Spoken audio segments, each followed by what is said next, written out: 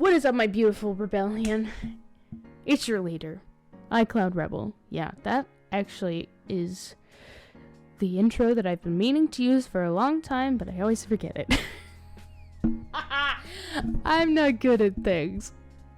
Welcome. Today, we're back again, sitting on the side of my bed, and today, we're going to be talking about something super important. It's Mental Health Awareness Month. Yeah, that's right. Coincidentally, yesterday, I was just thinking about, is there awareness month for mental health and mental illness? Apparently there is.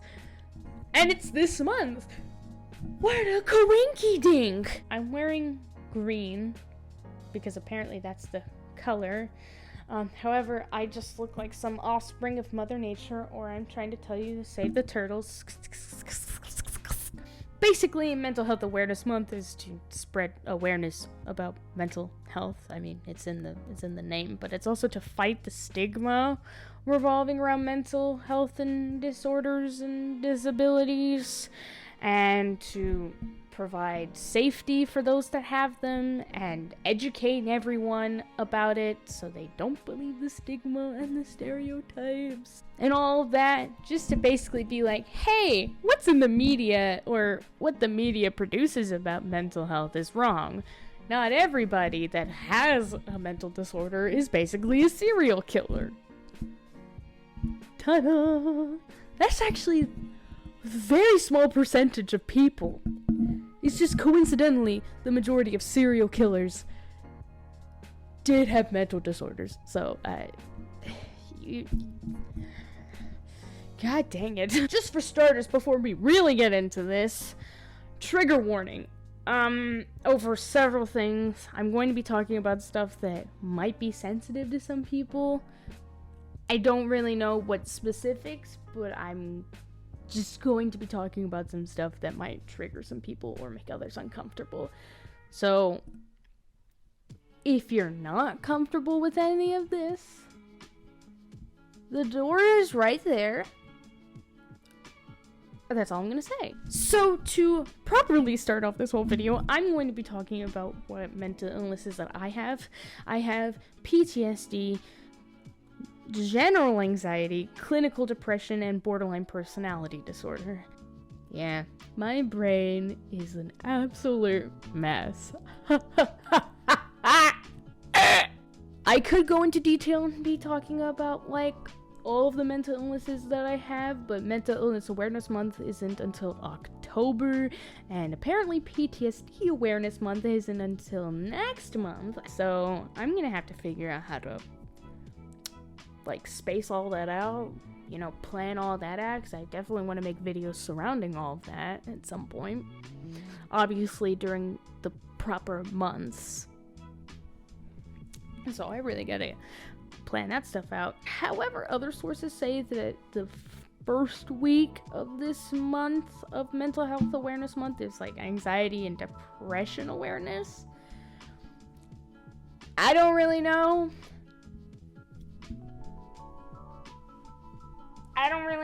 And just to state out, when I say I did research, I mean that I actually properly went and did some research. I watched some YouTube videos from reliable sources like Crash Course History. Please don't judge me. Crash Course has basically taught me a lot of things, and I trust their research. And also, I went on some proper medical websites. So basically, when I say research, I don't mean that I just went on some random website where the article basically benefits my opinion, and I go to my Facebook moms group saying, hey, look here, I was right. The COVID vaccine basically will implant chips in us, and we'll all have a 5G network inside of our bodies. Stay safe, y'all. So now we're going to properly get into the meat of the video. I'm doing the eat a hand thing. So now we're going to talk about one of the things that Mental Health Awareness Month is for, which is dispelling the stigma of mental illnesses and disabilities. And the main problem that people face is the use of mental illnesses and disorders in the media, which is basically in any or most horror movies, the killer usually has some kind of mental illness, mainly schizophrenia. And there's barely a single good movie that accurately portrays mental illnesses. However, there is one good movie that accurately portrays schizophrenia, which is Words on Bathroom Walls. It's based off of a book, and I've also read the book. It's basically talking about a teenage boy that suffers with schizophrenia, and it just shows what goes on inside his head, what he sees, and him facing the stigma of what people believe about schizophrenia. And I absolutely love it. Granted, there are some mature aspects, so children shouldn't watch it, but when you're older, you should watch it because it's good and it's great and I love it. And also there's the stigma that psych wards are just absolutely horrible places. You have the people in straight jackets and in the solid white rooms and they're screaming. And listen, I've been to a psych ward and the scariest thing about it was the boredom. It's absolutely boring. Yeah, it's not scary at all. There are no straitjackets. Granted, I went to a children's psychiatric ward. I've never been to one where there are actual adults. But yeah, no, it was pretty boring. It was so boring. And I will get into that at a later time. But right now, that's all I'm gonna say. I went there because I needed help. And I admitted to needing help. And yeah, it was super boring. Sat in a room with other people that had problems as well for a very long time, and between those times were just really boring group therapy sessions where we barely got to talk about our actual problems.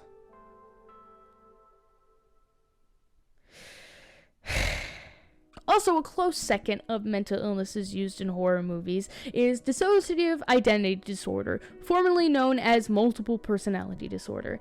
And one of the worst movies that portrays DID is the movie Split. So basically the plot of the movie Split, from what I've seen in the trailers and such, is 3 or 2 girls get kidnapped by a man with several personalities. One of which is a beast mode personality, basically, where he's just a rabid animal that's almost indestructible. And I'm here to break the news. Nobody with DID or from the people that I know have a beast mode alter or a serial killer alter. Alter is the term used for the people that are in a person's DID system, which a system is just the group of alters that live inside a person, basically. Those are the terms. And then we have the people that apparently fake a mental illness or self-diagnose themselves with a mental illness. And oh my god, that really makes me want to set something on fire. So, some of you are probably wondering, wait, people fake and or self-diagnose themselves with a mental illness? Yes! People apparently do that. And I'm here to say that obviously, that's wrong. Very, very wrong. Because not only is self-diagnosing bad, but it can also be dangerous. If you jump to conclusions about the condition you're suffering from, you may begin wrongful treatment. When individuals self-diagnose psychological syndromes, they can also miss a medical disease that contributes to their symptoms. With self-diagnosis, you also run the risk of being completely wrong about an illness you have, especially if the symptoms you're experiencing are common. Like how several of the mental illnesses that I have, good portion of their symptoms are relatively common with each other. That's just how it works. So you could literally self-diagnose yourself with depression when in fact you have anxiety or something like that. That's just how it happens. And apparently there's a term for people like me that don't like self-diagnosing, which is anti-self-diagnose or whatever. And that just sounds really harsh. I just really think that self-diagnosing is wrong based off of what I just read. It just causes problems in the spread of misinformation, and it is dangerous. All I can say is if you suspect that you have a mental illness, go to a medical professional. You know, the people that spend years and time learning about all these things so they can help people with certain problems. Go to one of those people so they can assess you and provide the right answer and the right treatment and medications to help you get better, or to at least make your life a little bit more normal and functional. That's all I can say. That's literally the best advice that I can give when it comes to stuff like that. And that doesn't mean that after you get self-diagnosed that you can't do research. With all the mental illnesses that I have, I still go and get books or go on properly well-sourced, reliable websites and read about my mental illnesses so I can look at the symptoms and be like, yeah, that checks out.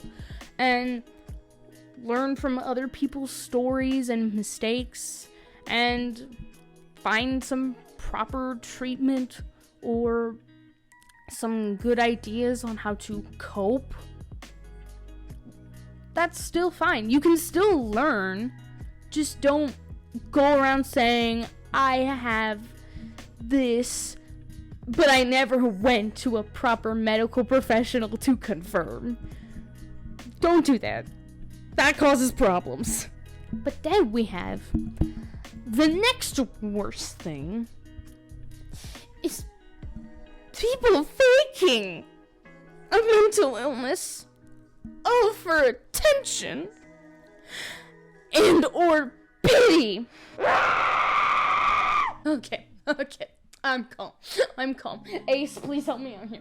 Anyways, mainly the most common faked mental illnesses are DID, autism, and Tourette's. And all I'm gonna say is, as well, is a disclaimer: I don't have any of those. I don't know what it's like, and I can't properly differentiate between a faker and a person that actually has it. But I'm still doing research to learn, so I know if a person is faking. I can tell. That's all I'm going to say. I'm just going to go off my experiences of what I've seen and the people that I know that have these. Granted, I know that there is a spectrum when it involves to all three. So, symptoms may vary. And I guess one of the most popular faking videos is what pretending to be crazy looks like, which is from the channel JCS Criminal Psychology. Now, that channel basically just shows videos like what pretending to be crazy looks like. And I'm gonna kind of talk about this video because it really grinds my gears, but also makes me laugh. The start of the video shows an actual crazy person being interviewed that murdered someone, and they are completely devoid of emotion. They're like, yes sir, I did kill that person. No idea why, but I did kill that person. And then it goes to the rest of the video where it's just showing the interview of a boy that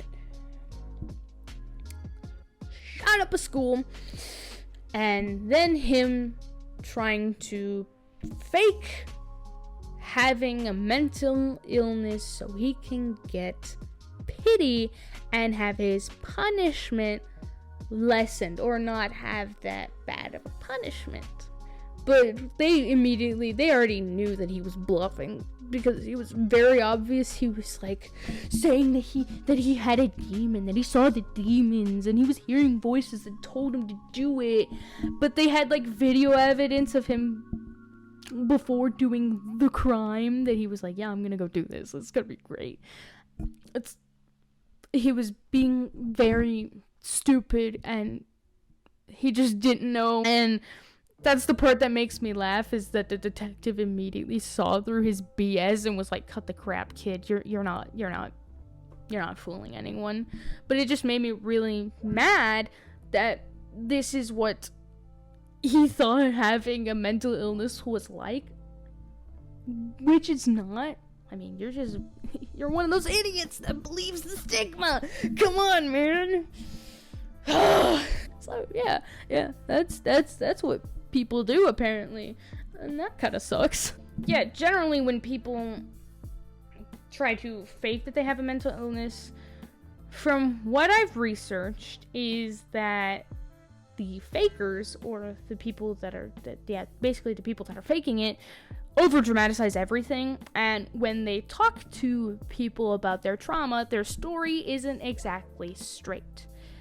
Now, the statements that I just made are mainly associated around the people that fake DID, but this can apply to anybody that fakes a mental illness. Usually their story, or the story that caused the mental illness, isn't exactly entirely the same every time they talk about it, or they make it really dramatic, or it's like, this one simple thing caused this huge problem that now exists in my life. It's like, and apparently there is also so many people that fake a mental illness or disorder that there's an entire goddamn subreddit. Yep, r/fake disorder cringe. And it's just as absurd as r/men writing women. It's just as absurd, and it's just as stupid. And mainly, when people fake these mental illnesses, they only show the cute and funny parts. They rarely show, like, the parts that people actually struggle through, that actually make the person's life more difficult than a person that doesn't have these mental illnesses or problems. And when they do, they usually over dramatize, and basically just trying to prove that, hey, I showed this, so basically they're saying that I have the mental illness. I'm mainly just going to be talking about the fakers that fake DID. Generally, when people get DID, they usually get it as a child because they experience an intense amount of trauma during their childhood when their brain is developing. And so then their brain goes, basically. I mean, that's just from what I've researched, and in simple terms. It's not that simple, but that's basically the summary. And a lot of the DID fakers usually have a lot of alters that are fictives, which fictives are alters that are based off of fictional people or characters. And usually those types of introjects are alters that are based off of outside people or fictional characters. And fictional introjects specifically are based off of fictional characters. These characters can be from television shows, movies, books, fantasies, or other forms of fiction. Why they form is they serve a purpose like any other kind of alter. Basically, in every DID system, almost every alter has a role, a protector, a mother, that kind of thing, because that's just how it works. I don't know how to properly explain it because I don't want to spread misinformation. So I'm not going to go into proper details because I don't know it fully yet. It is possible that the DID system needed the qualities of that fictional character and internalized them to form the fictional introject in response to a trauma. Fictives can also form to disrupt the system. While fictives often form in childhood, people with DID can form new alters at any time, especially in response to recent trauma.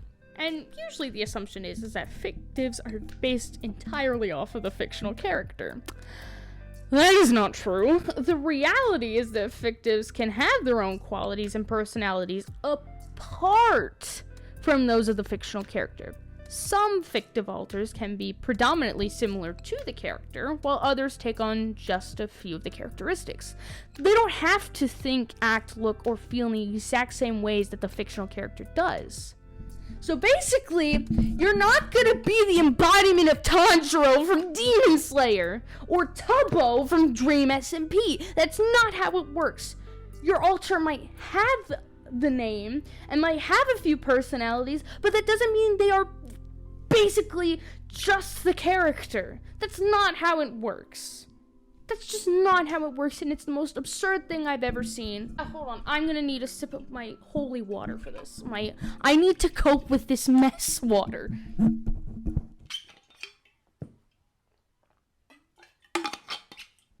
One of the most prime examples of someone faking DID is Trisha Paytas. Yeah, I'm calling her out. She did that. She faked having DID. And a bunch of other crap that makes me not like her at all. And just to clarify, I'm not really much of a person that tries to hate on people. I try to be nice to everyone. You know, I don't really care what race, sex, gender, religion that you're from, as long as you don't disrespect me or my family and friends or do anything stupid. But Trisha Paytas made me immediately dislike her because she's just trying to do a bunch of things for attention, and she just faked having it, and it was very obvious, and it just made me upset, and that's all I'm gonna talk about. We're not gonna go any further than that. And then there's people that fake Tourette's, which I'm gonna say is also just as stupid, because from what I've learned, people with Tourette's, like, whenever you have a tic, it's not entirely related to the thing that you're doing. And some people, whenever they're filming themselves with their tics and they're doing something that's relatively dangerous to a person that actually has Tourette's, like cooking, if you have a mass amount of tics while you're doing a task that can put your life in danger, you need to not do it. Like, if you're having a ton of tics while cooking or using the stove, stop! Don't! That's what I've learned, is that you don't do that. It's not. And then there are people that fake autism, apparently, because they're stimming and they think that it's cute. They do, like, cute stims. I don't know. And from what I've gathered on me scrolling through the subreddit of people that fake the disorders, is that basically autism is not the most commonly fake disorder. It's like third place compared to Tourette's and DID. But it's still just as dumb. People are just sometimes very obvious. Or if you're not as obvious, at some point, people will catch you. They will be like, oh, you were faking it. And then people will dislike you because that is not cool. Can I be real? I really just want God or some higher power to just give these fakers the illness or disorder that they are faking, just to experience what it's actually like, and for them to just be like, never mind, take it back, I don't want it at all, because it's not fun. It's not fun having a mental illness or disorder is not as cute or as fun as you think it is. For some of us, it really gets in our way. It affects, like, for me, I am less productive than normal. I don't do as much as I want to because of some of the issues that I have. I do really stupid and impulsive things that even as I lay in bed at night, I think like I did a decade ago, and I'm like, oh my god, I did that. And not only is there embarrassment, it's just absolute shame and guilt that I did that.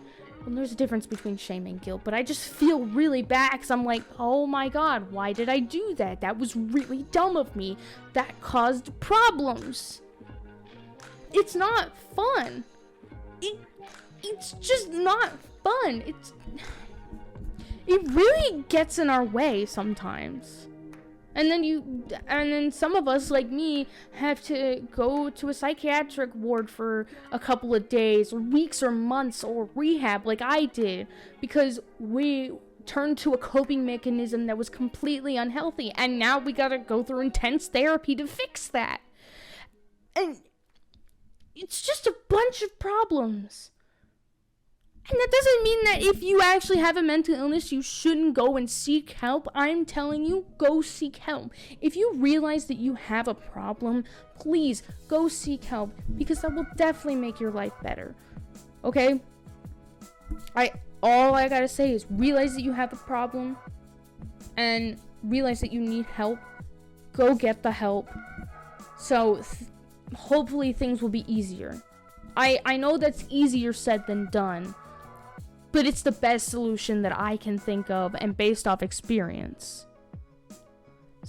And that's something that I want to do for this channel. Not only do I want to provide entertainment and inspiration to others like others have done for me, I want to spread awareness for mental health issues and share my story as an abuse survivor and as a person that struggles with a bunch of things that impair my daily functions, basically. And hopefully when I get a big enough following, I'll be able to start fundraisers to help organizations. I really want to do that. I want to create fundraisers for the Trevor Project, for Planned Parenthood. That's something that I really want to do. Hopefully one day. And I'm gonna need help from you guys to like, comment, subscribe, and share my stuff. There's the promotional segment, okay? I'm sorry. But I really want to use my content for good reasons. The summary of this video is, don't fake a mental illness. Don't self-diagnose if you think you have a mental illness or disorder. Please go seek professional help so you can get the proper treatment that you need to get better. You might not be 100% better, and the mental illness or disorder might not be entirely gone, but hopefully with the right treatment, the symptoms will be lessened. And if you just need to improve your mental health, go do some research and, again, ask for professional advice on, like, tips that you need to do and proper coping mechanisms. Because even if you don't have anxiety, you might still have anxiety-related problems, and you might need to find some coping mechanisms or ideas that will help you not be as anxious. That's all I gotta say. Mental health is extremely important, and people should be educated properly. That's why I like it when in health classes, not only do they talk about the body, but they talk about the mind, because it's just as important. There is a proper balance between physical and mental. If your mental health is disturbed or out of balance, then that can also really affect your physical health. So, balance is important. Anyways, I hope that you guys have a great day. You are valid. You are important. Mental health is important. Go get the help that you need so you can make your life better and have a great day.